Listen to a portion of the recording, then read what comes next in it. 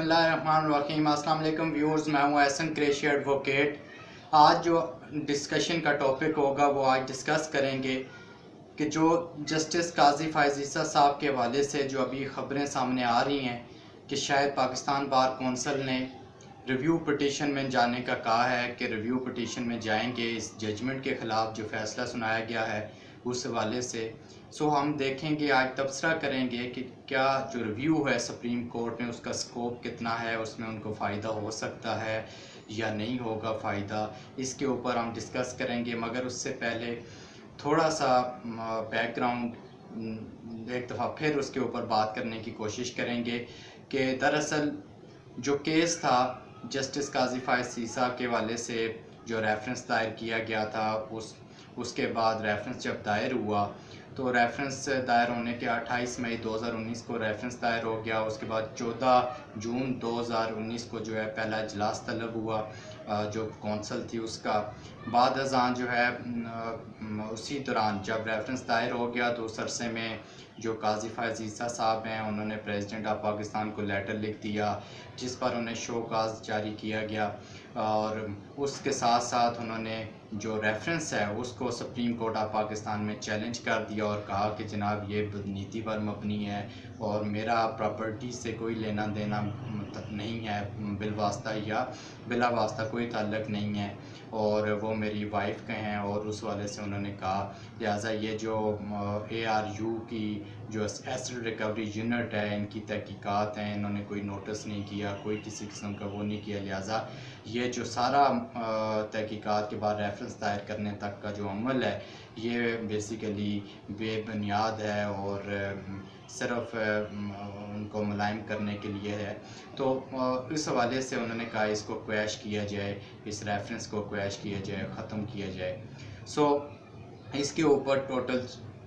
46 के करीब समातें हुई और मामला चलता रहा। इजलास कौंसिल के टोटल 4 हुए, उसके बाद फ़ैसला आ गया। जो केस का रुख है उस वक्त चेंज हुआ जब 18 जून को जो लेडी वाइफ हैं उन्होंने वीडियो लिंक पर आकर तमाम रसीदें दिखाने की कोशिश की और दिखाई और मनी ट्रेल बताई। तो उस वक्त ये बात चूँकि यहाँ हो गई कि रसीदें मौजूद हैं तो लिहाजा ये जो मैटर ऑफ इन्वेस्टिगेशन है इसको FPR को तहकीकात के लिए भेजना चाहिए। लिहाजा जो 10 रुकनी बैंक था जिसको उमर अताब बंदियाल साहब हेड कर रहे थे, उन्होंने 7 रुकनी उसमें जो 7 मेंबर्स थे उन्होंने ये कहा कि जनाब इसको FPR को भेज देना चाहिए और FPR तहकीकात करेगा 60 दिन में। 60 दिन के बाद जो है जो चेयरमैन FPR वो फ़ैसला देंगे और फ़ैसला देने के बाद 10 दिन के अंदर अंदर FPR के जो चेयरमैन है वो रिपोर्ट सबमिट करेंगे रजिस्ट्रार के पास और तमाम प्रोसीडिंग्स की रिपोर्ट वो फ़ैसले के साथ अनेक्स करके वो जमा करवाएंगे। उसके बाद जो रजिस्ट्रार है वो चीफ़ को पेश करेगा तो चीफ़ साहब उसके ऊपर देखेंगे कि आया फर्दर इसमें प्रोसीडिंग्स बनती हैं या नहीं बनती। अब जब फ़ैसला आया गया तो उसके ऊपर हर शख्स ने अपनी राय दी, हमने भी अपनी राय दी थी, कुछ हमारे दोस्तों ने बग़ैर पढ़े राय दी थी, हमने उसको पढ़कर राय दी और उसमें यही हमने कहा था कल अपनी वीडियो के अंदर मैंने इस बात का तज़किरा किया था कि मेरे ख़्याल से केस अभी शुरू हुआ है चूँकि जो FPR है उसको मामला भेज दिया गया और FPR के बाद जो पहले एक लॉ के अंदर इनकम टैक्स ऑर्डिनेंस के मुताबिक जो लॉ है उसके अकॉर्डिंगली 5 साल से ज़्यादा का टैक्स रिकॉर्ड वो तलब नहीं कर सकते। मगर इस केस में जो है उनको 15 वो ये पीरियड कंडोन हो गया और अब वो 15-16 साल की तहकीकात करेंगे, रसीदें इनको देनी पड़ेंगी काजी फ़ाइज़ ईसा साहब की फ़ैमिली को। अगर रसीदें नहीं दी जाती तो डेफिनेटली उसका नुकसान जो है वो काजी फ़ाइज़ ईसा साहब को होगा। मगर कुछ लोगों ने फ़ैसले के ऊपर खुशी का इज़हार किया शादियाने बजाए, मगर मेरा मौक़िफ़ यही था कि मेरे ख़्याल से केस अभी शुरू हुआ है और ये जस्टिस साहब के लिए मज़ीद मुश्किलात बढ़ सकती हैं क्योंकि FPR में रसीदें देना थोड़ा मुश्किल काम होगा तमाम प्रॉपर्टीज़ के हवाले से। बहरहाल इसमें एक बड़ी जो मेरे लिए बड़ी तज्जुब की बात थी वो ये कि हमारे कुछ सीनियर वकीला ने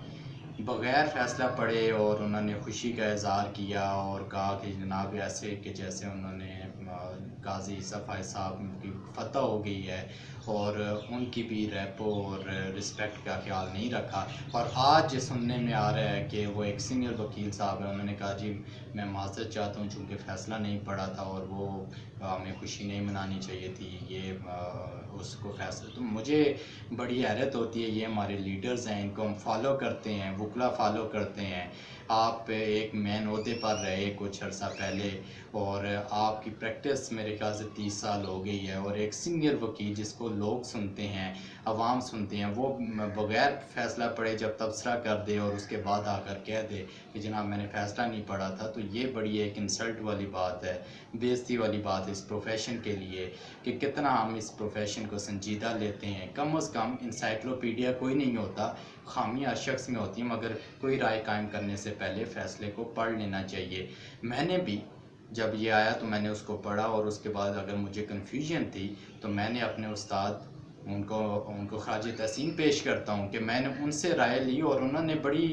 ज़बरदस्त बात की। उन्होंने मुझे, जब मैंने चूँकि कन्फ्यूजन का शिकार इसलिए हो गया कि हर तरफ मिठाइयाँ तकसीम हो रही थी और खुशी का इज़हार किया जा रहा था, जबकि मैंने जब देखा मैंने कहा कि इस फ़ैसले के अंदर तो ऐसी कोई चीज़ नहीं है, तो उल्टा उन्होंने काजी साहब के लिए मुसीबत बन जाएगी कि आगे वो किस तरह अपने आप को क्लियर करेंगे एफपीआर के सामने, वो बड़ा मुश्किल होता है। तो ये तो उनके लिए प्रॉब्लमेटिक है। मगर मेरे उस्ताद जो हमारे इस्लामाबाद बार एसोसिएशन के साबका सदर भी हैं, मोहतरम रियासत अली आज़ाद साहब, उनके विज़न को मैं सल्यूट करता हूँ। उन्होंने कहा कि मैंने इस फ़ैसले को पढ़ा, मुझे कहीं भी ये नज़र नहीं आया कि जिसमें उन्होंने कहा हो कि ये जो रेफरेंस था बदनीति पर मबनी है, और ये बल्कि उसमें तो उल्टा उन्होंने जो फ़ैसला है वो मेरिट पर फ़ैसला किया। और ये ऐसे ही है कि जैसे नवाज शरीफ केस में जीआईटी बनी थी और यहाँ एफपीआर को रेफ़र कर दिया गया है, उसके बाद मामला दोबारा जब आएगा, रिपोर्ट आएगी तो उस पर देखा जाएगा। तो उन्होंने ये कहा था कि मेरे नज़र में ये उनके लिए मुश्किलात और बढ़ गई हैं।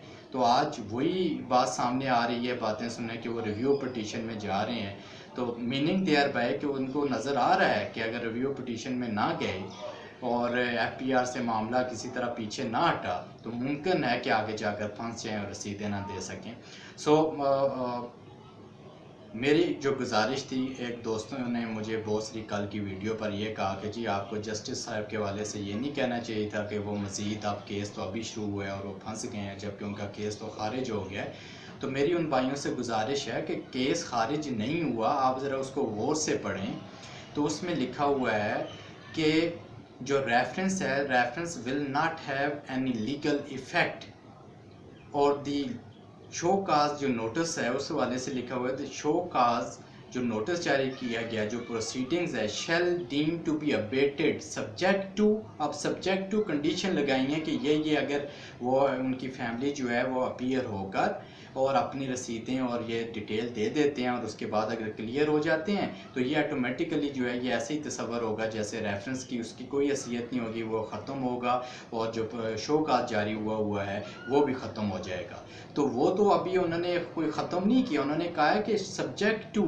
यानी कंडीशन लगा दी है कि ये अपने आप को क्लियर करें एफपीआर के सामने जाकर, और उसके बाद जो है ये ऑटोमेटिकली ख़त्म हो जाएंगी चीज़ें। तो मीनिंग दिया है अभी तलवार जो है ये लटक रही है, और ये तो आसमान से गिरा खजूर में अटके वाली बात है कि आप ऊपर से आए और एक मुसीबत से निकले दूसरे में फंस गए। कि उसकी वजह ये है कि वहाँ तो अगर रेफरेंस चल रहा होता है, पहली बात मेरे नज़दीक उन्होंने एक ब्लंडर किया जो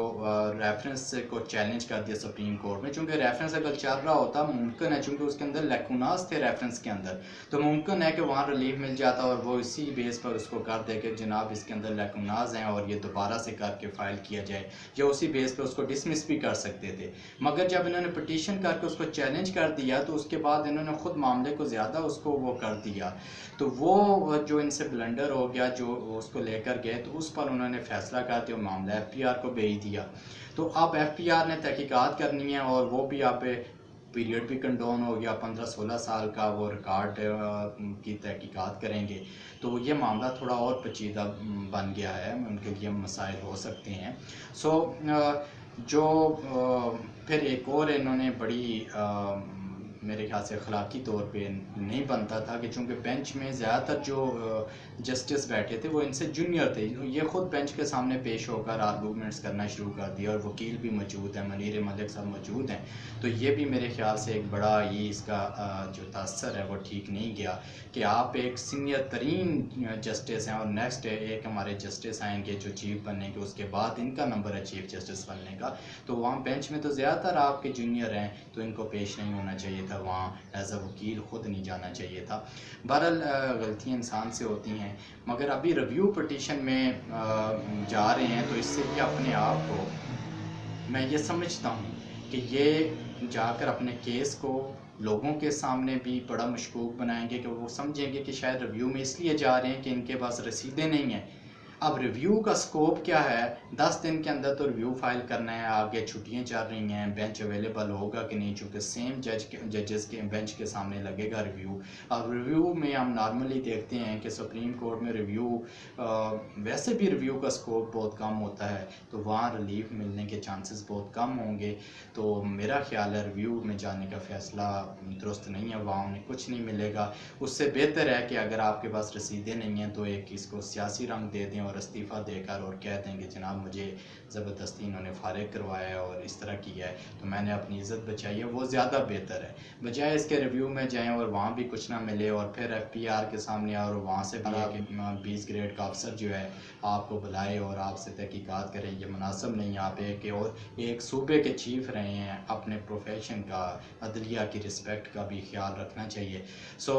मेरी दोस्तों से गुजारिश है कि हमें न्यूट्रल होकर अपनी ओपिनियन देनी चाहिए, किसी की पार्टी नहीं बननी चाहिए। अगर नवाज शरीफ रसीदें उससे मांगी गई वो नहीं दे सका और घर जा सकता है, तो मैं समझता हूँ कि जज भी कोई बब्दिला नहीं होते, जजेस को भी देना चाहिए। हमें ये नहीं कहना चाहिए कि इसने चोरी की है तो भाई इसका एहतसाब ना करो, हमें कि चोरी की है जिसने किया सबसे पूछा जाए। हमें न्यूट्रल रहना चाहिए। मुझे उम्मीद है कि ये वीडियो आपको पसंद आई होगी। अगर मेरी वीडियो पसंद आई है तो मेरे चैनल को सब्सक्राइब कीजिए और दोस्तों से भी शेयर कीजिए। वस्सलाम।